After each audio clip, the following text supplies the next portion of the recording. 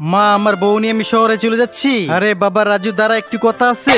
ওরে আল্লাহ, মা সাবধান, রাস্তায় কাদা, পড়ে গেলে মাজা ভেঙে যাবে তো। বাবা রাজু, কতদিন পর শহর থেকে আইছস, আবার এখনই চলে যাস? শহরে টাটকা সবজি খেতে পারস না? আমার নিজের গাছের সবজি, এই সবজিগুলা সাথে করে নিয়ে যা। মা, এই টাটকা সবজি শহরেও পাওয়া যায়? আচ্ছা নিব, শর্ত হলো আমার কাছ থেকে টাকা নিতে হবে। রাজু, এটা অবর হইতাছে। এই যে রাজু, মনে হয় বৌমা রাগ করছে। আমার টাকা লাগবে না, তুই চলে যা। আরে মা, আমি ওকে সামলে নিব, তুমি ওই চিন্তা না করে এই টাকাটা রাখো। আচ্ছা রাজু, ঠিক আছে, এই সবজিগুলো নিয়ে যা। ওকে মা, বৃষ্টিতে ভিজাচ্ছ, নিজের খেয়াল রাখো। চম্পা, তুমি ছাতা নিয়ে চলে আইছো কেন? কি করবো, তোমাদের তামাশা দেখবো?